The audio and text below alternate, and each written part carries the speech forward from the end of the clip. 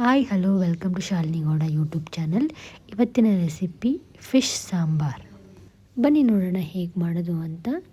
ಈಗ ನಾವು ಫಿಶ್ ಸಾಂಬಾರ್ ಮಾಡೋದಕ್ಕೆ ಮೊದಲಿಗೆ ಒಂದು ಬಾಣಲಿ ಇಟ್ಟು 2 ಟೇಬಲ್ ಸ್ಪೂನ್ ಆಫ್ ಆಯಿಲ್ನ ಹಾಕಿ ಒಂದು ಈರುಳ್ಳಿಯನ್ನು ಕಟ್ ಮಾಡಿ ಹಾಕೋಬೇಕು. ಈರುಳ್ಳಿನ ಫ್ರೈ ಆಗೋಕ್ಕೆ ಬಿಟ್ಟು ಈಗ ಒಂದು ಎಸಳು ಬೆಳ್ಳುಳ್ಳಿಯನ್ನು ಬಿಡಿಸಿ ಹಾಕೋಬೇಕು. ಒಂದು ಟೊಮ್ಯಾಟೋನ ಹಾಫ್ ಪೀಸಸ್ ಮಾಡಿ ಹಾಕೋಬೇಕು. ಸ್ವಲ್ಪ ಪುದೀನನ ಹಾಕೋಬೇಕು ಮತ್ತು 4 ಮೆಂತ್ಯ ಕಾಳನ್ನು ಕೂಡ ಹಾಕೋಬೇಕು. ಒಂದು ಚಕ್ಕೆ, 2 ಲವಂಗನ ಆ್ಯಡ್ ಮಾಡ್ಕೊಳ್ಳಿ. ಈಗ 4 ಒಣಮೆಣಸಿನ್ಕಾಯನ್ನು ಕೂಡ ಹಾಕ್ಕೊಂಡು ಚೆನ್ನಾಗಿ ಫ್ರೈ ಮಾಡ್ಕೊತಾ ಇದ್ದೀನಿ. ಇದು ಫ್ರೈ ಆದಮೇಲೆ ಇದನ್ನು ಕೂಲ್ ಆಗೋದಕ್ಕೆ ಸೈಡಿಗೆ ಇಟ್ಬಿಟ್ಟು ಈಗ ಒಂದು ಮಿಕ್ಸಿ ಜಾರ್ ಕಡಲೆಪಪ್ಪು, ಕೊಬ್ಬರಿ, ಸ್ವಲ್ಪ ಹುಣಸೆಹಣ್ಣು ಹಾಕಿ ರೆಡಿ ಮಾಡ್ಕೊಳ್ಳಿ. ಅದನ್ನು ಚೆನ್ನಾಗಿ ಗ್ರೈಂಡ್ ಮಾಡ್ಕೊಳ್ಳಿ. ಕೊಬ್ಬರಿ ಎಲ್ಲ ಚೆನ್ನಾಗಿ ಗ್ರೈಂಡ್ ಆಗಬೇಕು.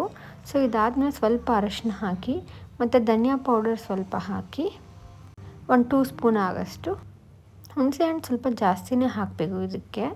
ಮತ್ತು ಸ್ವಲ್ಪ ಕೊತ್ತಂಬರಿ ಸೊಪ್ಪನ್ನು ಹಾಕ್ಕೊಳ್ಳಿ. ಈಗ ಹಾರಕ್ಕಿಟ್ಟಿರುವಂಥ ಮಸಾಲೆನ ಕೂಡ ಆ್ಯಡ್ ಮಾಡ್ಕೊಳ್ಳಿ. ಇದನ್ನೆಲ್ಲ ಚೆನ್ನಾಗಿ ಗ್ರೈಂಡ್ ಮಾಡ್ಕೊಳ್ಳಿ. ಒಂದು ಫೈನ್ ಪೇಸ್ಟ್ ಮಾಡ್ಕೊಳ್ಳಿ.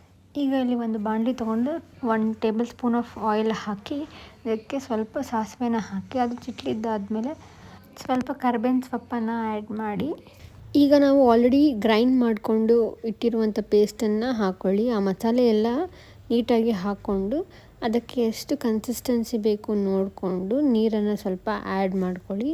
ಮೀನು ಸಾರು ಆದಷ್ಟು ಸ್ವಲ್ಪ ತೆಳ್ಳಕ್ಕೆ ಇರಬೇಕು. ಈಗ ಕನ್ಸಿಸ್ಟೆನ್ಸಿ ನೋಡಿಕೊಂಡು 1 ಸ್ಪೂನ್ ಉಪ್ಪನ್ನು ಹಾಕಿ ಮಿಕ್ಸ್ ಮಾಡ್ಕೊಳ್ಳಿ. ಇದಾದಮೇಲೆ ಚೆನ್ನಾಗಿ ಬಾಯ್ಲ್ ಆಗೋದಕ್ಕೆ ಬಿಡಬೇಕು. ಮೀನು ಸಾರು ಆಲ್ಮೋಸ್ಟ್ ಬಾಯ್ಲ್ ಆಗಿದೆ ಅನ್ನುವಾಗ ಫಿಶ್ ಪೀಸಸ್ನ ಹಾಕಬೇಕು.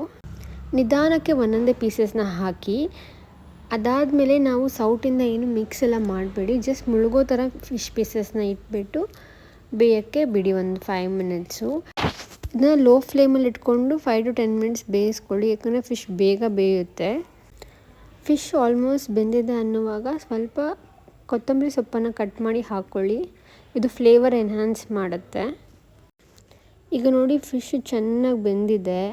ಸೊ ಸ್ಟವ್ನ ಆಫ್ ಮಾಡಿ ಬಿಸಿ ಬಿಸಿ ಮುದ್ದೆ ಜೊತೆ ಸರ್ವ್ ಮಾಡ್ಕೊಂಡು ತಿನ್ನಿ. ತುಂಬ ಚೆನ್ನಾಗಿರುತ್ತೆ. ಹೀಗೆ ರೆಸಿಪೀಸ್ಗೋಸ್ಕರ ನನ್ನ ಚಾನಲ್ನ ಸಬ್ಸ್ಕ್ರೈಬ್ ಮಾಡಿ. Thank you.